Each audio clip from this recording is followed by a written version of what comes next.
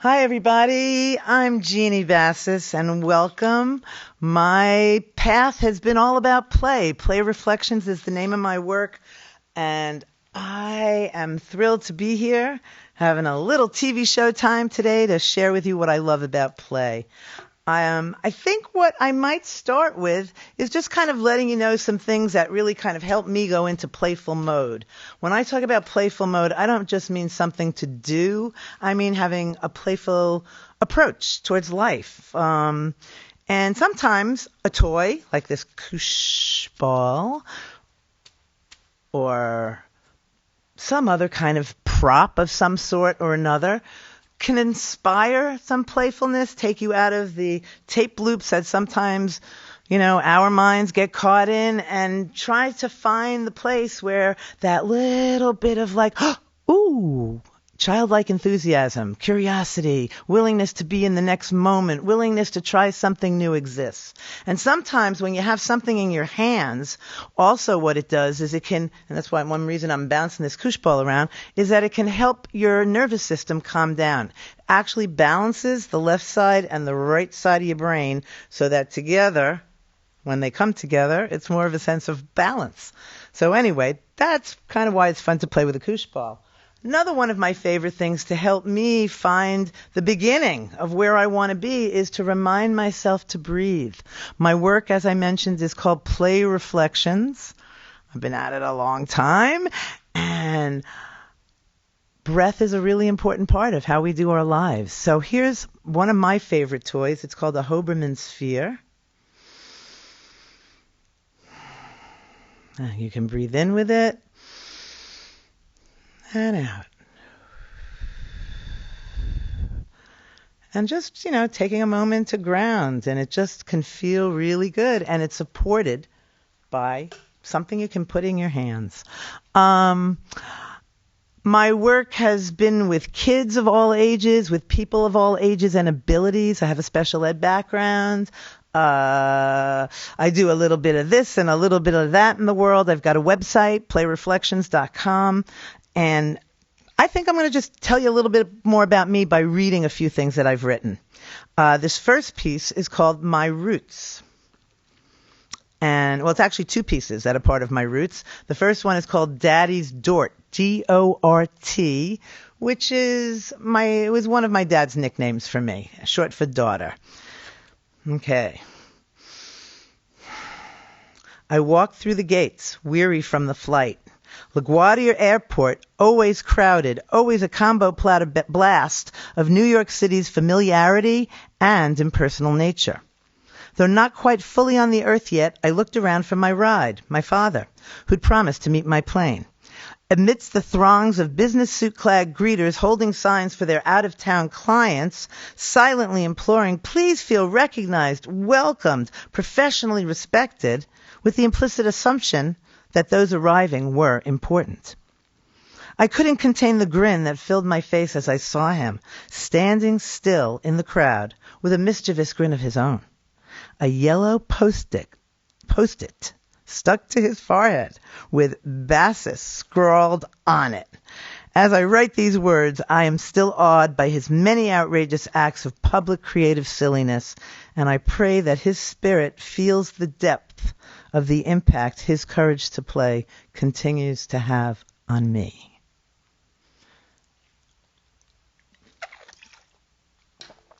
This next one's called At My Mother's Side. Work and play was housed in a beautiful old brownstone just a few short blocks from the Museum of Natural History and half a block from the greatest playground ever, Central Park.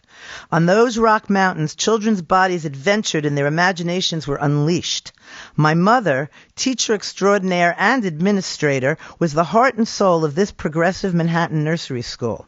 Throughout my childhood and into my teen years, I'd venture with her on the bus and subway from Queens to help out on any day I could get off from the routine demands of my own school's relative boredom.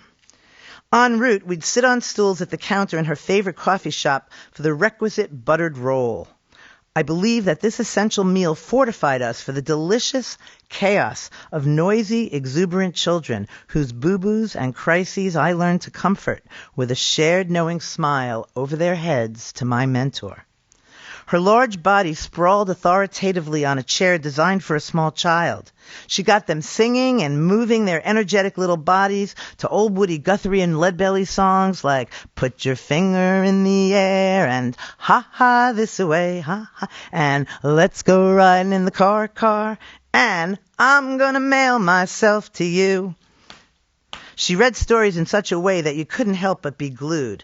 I learned much about child development, the world-shaking distinctions between 3s and 4s, group dynamics, fairness, big-heartedness, and the endless benefits of a generous lap. Her insistence that the dress-up corner be filled with treasures such as nightgowns, colorful hats, and sparkly necklaces fit neatly together with the stacks of wooden blocks and puppets. I inhaled a trust and dedication to the playful, creative spirit of children that for a long time I had no words for. Many years later, after a circuitous route that led me past a leftover teenage rebellious stance that proclaimed I never want to do what my mother did, I found myself immersed in the field of early education. 35 years ago, I made an ever larger leap of faith to birth Play Reflections, play shops for the kid and everyone, and understood that I'd come full circle. By dedicating my life to sharing play, I honor how much I learned at my mother's side. And I'm going to read one more right now. This one is called Identity Crisis. Like all humans with access to a certain degree of privilege, an education, and a willingness to look inside, I've been in the who am I quandary. Specifically, mine's been about what to call myself as I wholeheartedly play as my lifelong contribution to making our world a little better. When I first began Play Reflections, I called myself a consultant. It sounded more grown up than I felt. Changed it to educational and play consultant, though that never felt right. When my brother printed up bogus business cards that read, "Creative Consultations, what do you want to talk about?" I realized it was time to drop consultant and begin the search for my true identity. At the time, I was working with a holistic marketing advisor, so I naturally brought my distress to her. Our conversation went something like this. Me, with confusion and mounting exasperation, "I don't know what to call myself." "Why do you have to call yourself anything?" "'Cause there's doctors and lawyers and what am I?" With a smile and the patience of a Buddha, she said, "Why do you have to call yourself anything?" "'Cause there's doctors and lawyers and what am I?" This conversation was repeated several times, with my frustration abating not a bit. Finally, she suggested I spend a few minutes at the end of each of my play shops over the next few months asking for participants' input. What did they think I am? I liked that idea. It was something practical I could do, and I was sure there was somebody out there who could succinctly and definitively tell me who I am. After the usual, the play lady, playmate, playgirl, and play teacher kept surfacing, I realized a more creative and intensive approach to this dilemma was called for. So I recruited my local cousins, famous for their love of a good laugh. We brainstormed ideas without editing or censoring, and as we got sillier and laughed uncontrollably, I finally put a stop to our creative endeavor when the Grin Reaper came up as a suggestion. Here's part of our brainstormed list. Educational and play wizard, Pied Piper of play, play enthuser, play instigator, playologist, the human interactive toy, playmaker, a grinologist, playmometer, play hydrant, play shaman, play sorcerer, the Grin Reaper. Several years ago, a public relations person I worked with dubbed me International Play Professional. Since once I had a gig in Montreal. Really, when it comes down to it, I am a teacher. I teach play with grown-ups. I lead play shops for the kid and everyone. So when someone asks, that's what I say. But truthfully, I still never know what to write down on some bureaucratic form that demands to know my occupation. Wait a minute. What am I?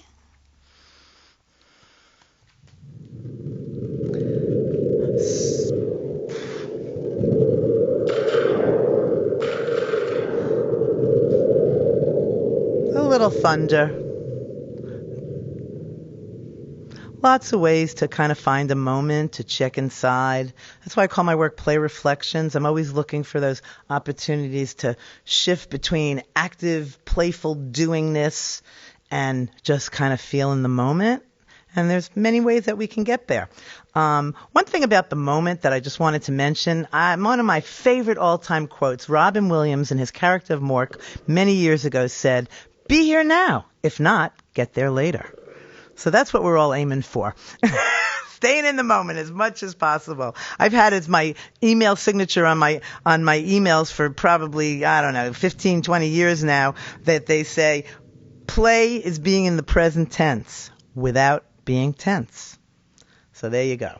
All right, so I would like to tell you about something really exciting that I created at the beginning of the pandemic, which was a video series for kids and families, kind of geared for kids, upwards of about 8 years old. But the idea being to encourage families to play together and not just, sit down in front and watch a video. So here's the little intro to that. It's on YouTube. You can access it from my website.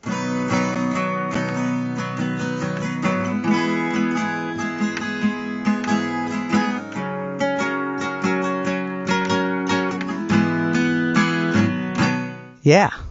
All right. So, here's a little story. This is a true story, and I love sharing this. It's called Actual Factual. One winter afternoon, I climbed up into the preschool's book loft with Eli, a red-headed 3-year-old. He picked a fact book on dinosaurs. As I read to him, his eyes remained glued to the pages, to the pictures of Tyrannosaurus, Stegosaurus, and all the other sauruses. When we got to the end, I casually asked, "Hey, Eli, what happened to the dinosaurs anyway?"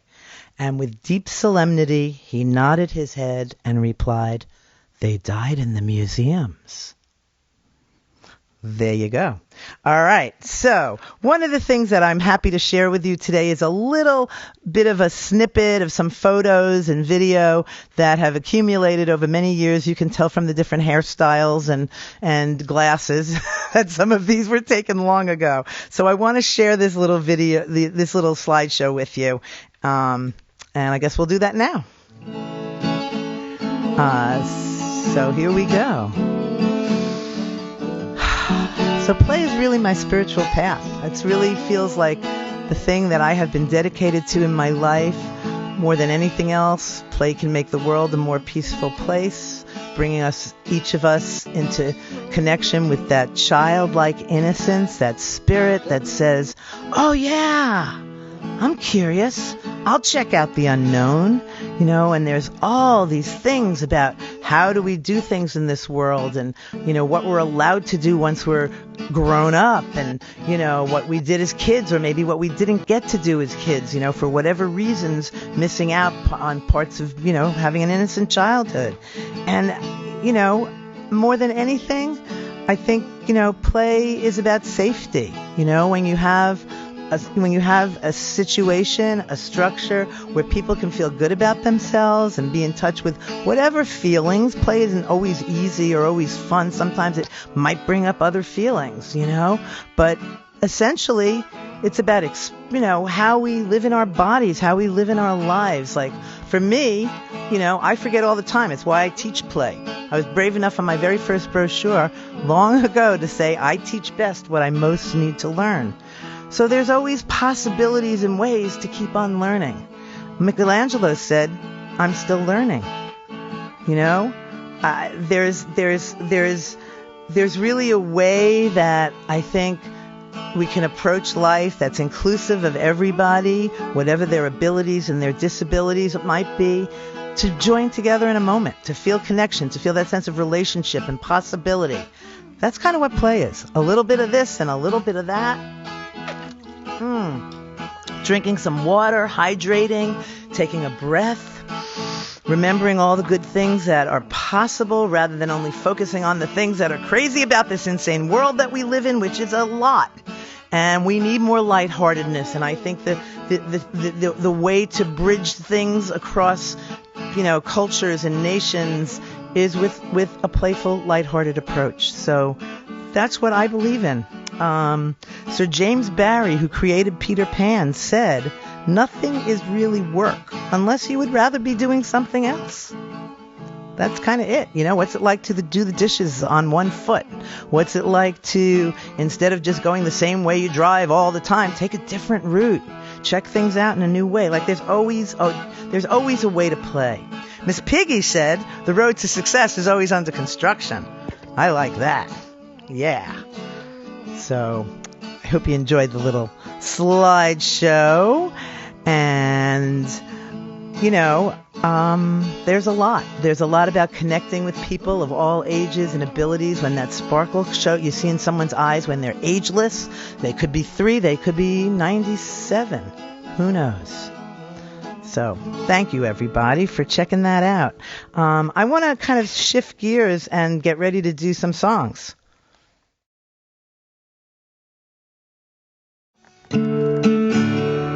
So I started writing songs a little over a dozen years ago. Never thought I was going to write songs, but it just kind of happened. And I've had great support, great mentoring. And, when I first learned to write songs, I learned that you take a song that you already know and you make it up from there, make up words. So this is a song that I do all the time when I'm teaching. I make up words about the weather. I make up words about, somebody's shoes,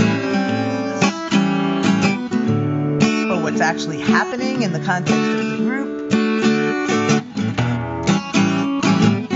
So here's one I made up for today, for Solo Creative.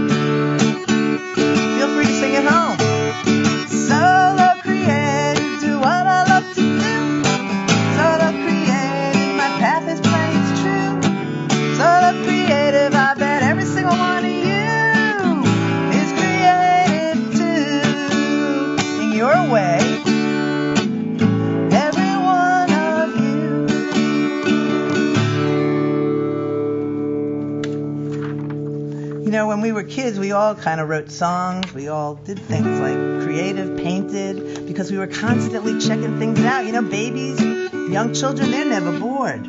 So I need to put a capo on my guitar here and take a little drink of water.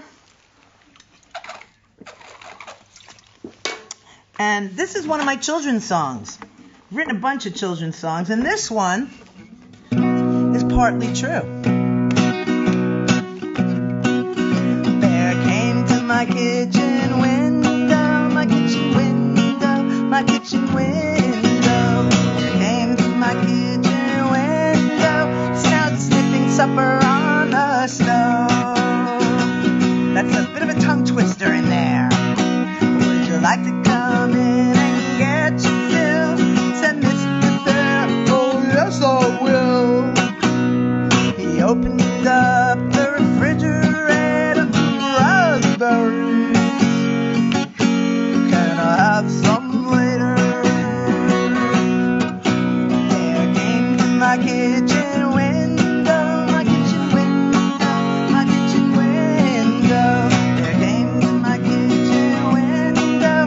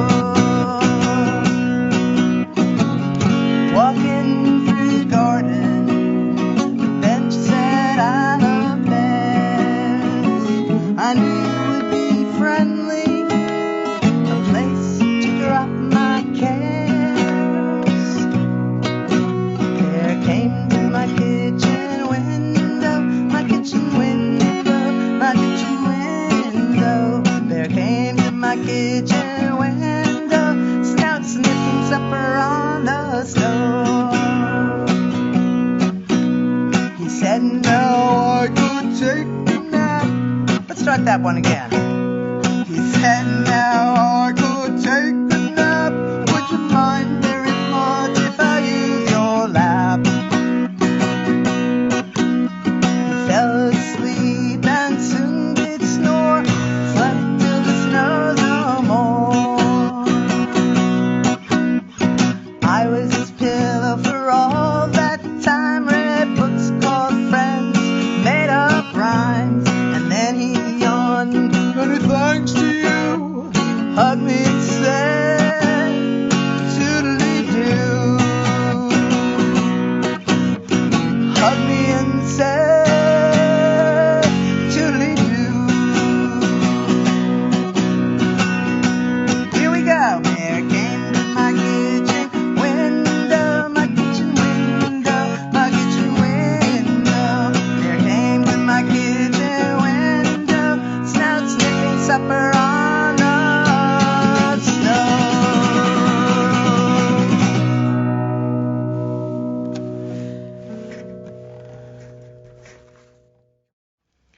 So this next song, my last song for today, is called Don't Push the River, and it's a really great example of what I've come to find out as someone who's been hooked on music my whole life with a great appreciation for singer-songwriters.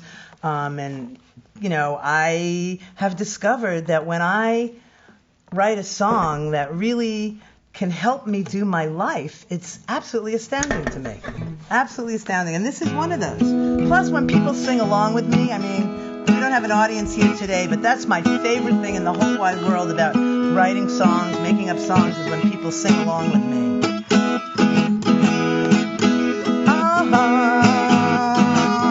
Don't push the river. It flows on its own. Life is sweet when you're a giver.